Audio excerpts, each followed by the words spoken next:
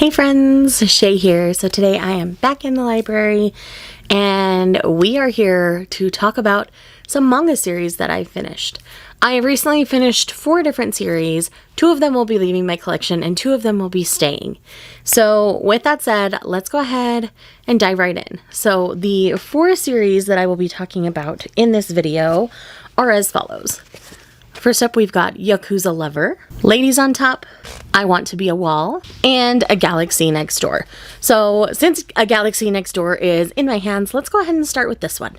So in A Galaxy Next Door, the initial setup is there's this guy who his parents die like basically when he just reaches adulthood. So he takes in his 2 younger siblings and raises them, and he becomes a mangaka to provide for them. In doing so, one day this beautiful, mysterious woman shows up at his doorstep and is like, I love your manga. I want to learn from you. And she kind of becomes his assistant. Through some interesting circumstances in the first volume, they end up very much connected to each other. We'll just put it that way. I don't necessarily want to spoil things. A lot of people didn't get along with how that initially went down. But at the 3rd volume, that part of the story is completely resolved. And it is the romance between the 2 of them and what happens after the incident that brings them together is no longer a factor. And I really loved the ending of this particular series. This series, just like the previous series by this creator, Sweetness and Lightning, gave me everything I needed plus more. So I got the ending to the series I resolved, like that I expected very well. And then after that, it gave me more. It let me see these 2 young ones kind of go into adulthood or almost adulthood. So we get like another, 7 to 10 years roughly with them, just in glimpses. And that's all I needed. I just liked to see them happy in the future and what happened. Because there are some bigger things at play with our heroine. And again, I don't want to spoil things, so I'm not going to say anything in that regard. Just know that the initial setup is not the ultimate factor of this series. That is not the thing that got me to read it. It was the mangaka for 1, because I knew I trusted the mangaka, but 2, it was these characters. I grew to really love them and want them to thrive and have the best life that they could. And I feel like all 4 of them do, because I am including the children. They are big players and big parts. And like in Sweetness and Lightning, the child isn't obnoxious or overstepping. So I really appreciated everything about this. Would highly recommend this. This is definitely not leaving my collection. The next one we have here might be the biggest disappointment in the pile, and that is Ladies on Top. Yes, my friends, Ladies on Top is leaving my collection. I've been a big champion of this series for a very long time. And with that said, I feel like this last volume was written by a completely different person. Because everything that we'd been leading up to, like, technically it did happen, but it happened in 2 panels. 2 panels. We're edged for 5 volumes. And the payoff is 2 panels. No. If you're unfamiliar with this series or what it is, I do have a volume or a video dedicated to this first volume, so you can see how excited I really was about this series. So go ahead and check that one out if you want a descriptive detail about what this series is about. But when it comes down to it, I feel like both our hero and our heroine made some really dumb, stupid, out of character decisions in this last volume. And so like this last volume was a 2-star for me. Like I am so upset and so disappointed. So just know that if you go into this one, don't have high expectations for the end. Granted, I gave the first 4 volumes of this series 5 stars. I gave the 5th one 4 stars because I could tell it was heading in kind of a slightly weird direction. And then the 6th volume was 2 stars. It was the biggest womp. It was such a disappointment. And I was so let down by the end. So, yes, Ladies on Top will be leaving my collection. And I'm pretty salty about it, actually.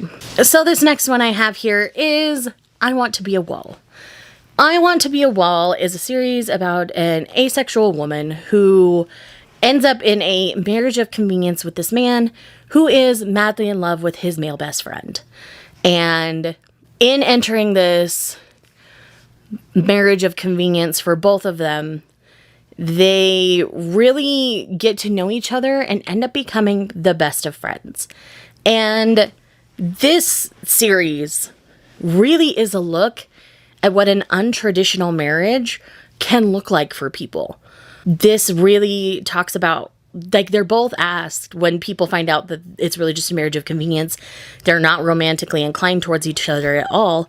They ask them why. Why are they in this marriage? And their answers were amazing. I really loved everything about this. Like, I have zero regrets about this series. I think it is so well done. I think some people had some different expectations of the ending of this one. So I know some people haven't enjoyed it by the end, but I truly loved this series. I really think it's a solid entry into what asexuality can look like for an adult person. We see a lot more asexual representation for younger or teen characters in manga, but not a lot for adult characters. And or it's like someone who's just figuring out they're asexual. She knows long before the series starts. And so I really love how the ending looked for them. We did get a flash about 3 years in the future as kind of an epilogue. And that was actually really satisfying and worked really well for me because it let me see that down the road, they're both still happy with their arrangement.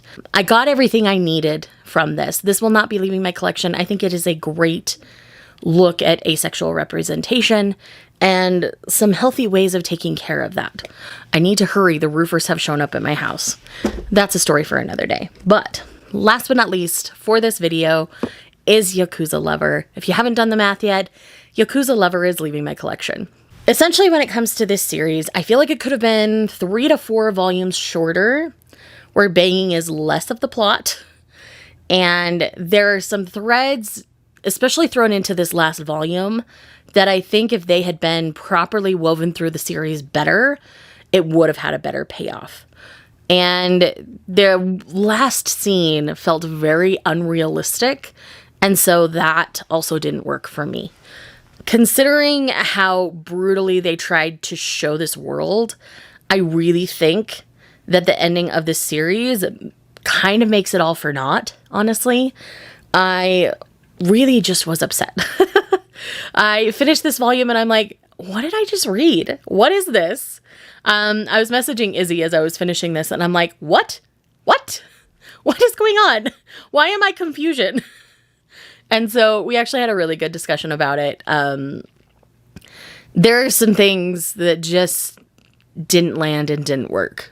Honestly, volumes 8, 9, and 10, absolutely fantastic.